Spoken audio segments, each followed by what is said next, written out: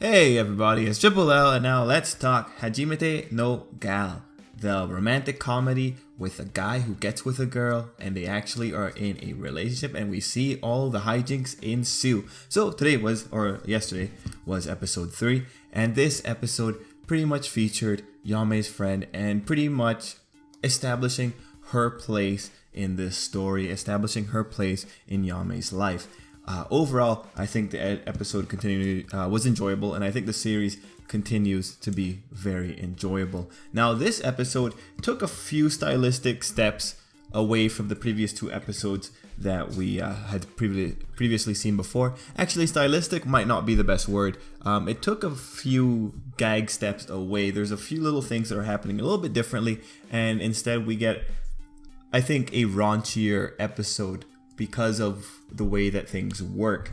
Now, when you look at the gags that this series has been providing for us since the first 2 episodes, you know, there's the gags like the inner Junichis and then Junichi's friends being ridiculous and dramatic, and then the Yame fantasies. This episode took a step away from the first and the third thing. We still had Junichi's friends being ridiculous, and man, that one friend of Junichi's that keeps mentioning the lolis, that's yeah, man, like, he'll probably end up in jail. Anyway, no, it took a step away from the inner Junichis. I was actually really sad to not see them. I thought for sure that they could pop up at the moment that Ranko was doing her thing to Junichi, but they didn't. And then we also took a step away from the pattern of Yame only being exploited in fantasies, because now not only was she exploited in fantasies, Ranko also had her way with her at the beginning, but that was just to establish that these 2 girls are friends and they are close like that. Now, like I said, the episode is largely focusing on introducing this new girl, Ranko, into the mix. Because of that, we go from the beginning where we meet her and we go all the way to the end, where by that point we've gone on a day outing and now the girls' feelings are out in the open for Junichi to understand. Now, I will say I really appreciate the narrative here, because I think that was relatively fresh. It was actually, this series continues to be very adorable, and Yame as a character herself continues to be very adorable, especially with the way that she acts with Junichi and the way that she does get jealous to some degree. And again, like, the adorableness is something that I did not see coming for this show. I didn't think it'd be, this is like the etchiness isn't as pronounced as it could have been, and it lets the character shine through a little bit more. And speaking of characters, we go through the whole thing with Ranko, we get an establishment of her character, we understand throughout the whole episode, we see her getting angry, we see her getting mad at Junichi, we can understand it's jealousy, like this girl's probably protective of her friend, this girl probably doesn't want her friend to be messing around with this guy, and like her wording and dialogue throughout the episode until the very end, kind of makes it seem like that, and she is a very dependable girl. We see it when she defends Junichi and Yame against the 2 bullies. And let's just say, you know what? I appreciate that Junichi actually stood up for Yame. Even though he got manhandled, I do appreciate that he tried. Because that's worth something, right? Like, this is also a story of Junichi proving that he's worthwhile. And I think he's on his way of doing that. And for Junichi himself, like, that really does come to a climax when he's being straddled by Ranko and he just says no after he thinks of Yame. So you know what? That was a very endearing moment. I absolutely enjoyed that. But back to Ranko. She's a dependable girl. And ultimately finding out that she beat up the 2 guys, I think that was pretty funny. I also like to see that the guy had a trash bin on his head. Now, I will say that with Ranko, the thing that I absolutely did not think would happen was that Ranko would say that she has feelings to that degree for Yame.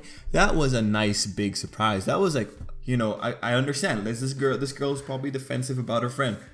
But no, it actually might go deeper than that. And it's like, holy, I really liked how the moment that Junichi denied Ranko, that she did finally blow up and she did have her giant emotional outburst where she just flat out pretty much admit to having those feelings for Yame. Like I said, I really enjoyed that. That's truthfully a nice twist to the overprotective friend. I really, really enjoyed that. Now, I think Ranko's an interesting addition to the cast, and I'm sure by the end of the series that she will be an endearing character. This show is playing a lot with the imagery of girls, and we see it in the episode. Like words like bitch and slut are still getting thrown around. Words like virgin are still getting thrown around. Spray tan girl is still getting thrown around, even though it seems like Ranko might have legitimately have been a dark-skinned blonde girl since she was like that when she was a child. You know, we're at this point where it's like, you know, this might still be a bit of a...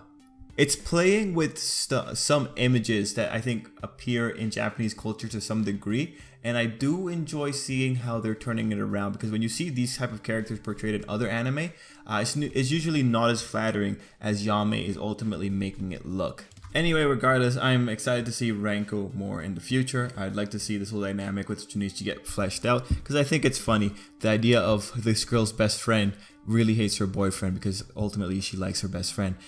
It'll be really interesting to see. Now, Yame is again the other big strong part of this episode, because Junichi is just kind of there watching everything. And again, like, Yame is very adorable. I think my highlight was probably when they were at the store trying on dresses. And what was interesting was that Yame was going very conservative, again saying that her image isn't all what she is, and I just find that pretty interesting. Again, it adds to her endearing factor. And the next climax is when she ends up going to Junichi's house and she was ringing the doorbell. I thought that was pretty clever because I heard like a bell ringing and I thought that was something going on in where I live.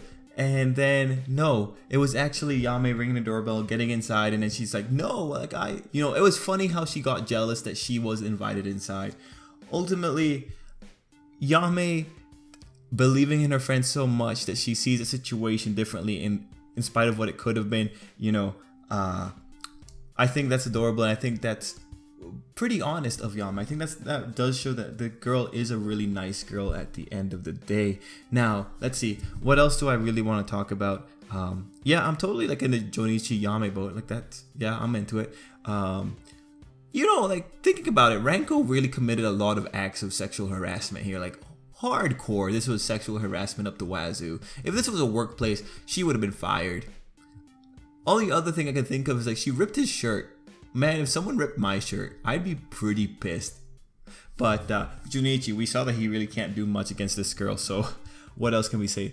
Let's see, anything else about the episode? It's like a pretty simple episode, just an introductory episode, so I don't think I have much else to say about it. Regardless, at the end we see another girl, so this is probably a girl that's going to be popping up for the next episode, I guess, just to introduce her to the story. If they did it as entertaining as they did it with Ranko, I think it'll be okay. So guys, I'm gonna leave it there.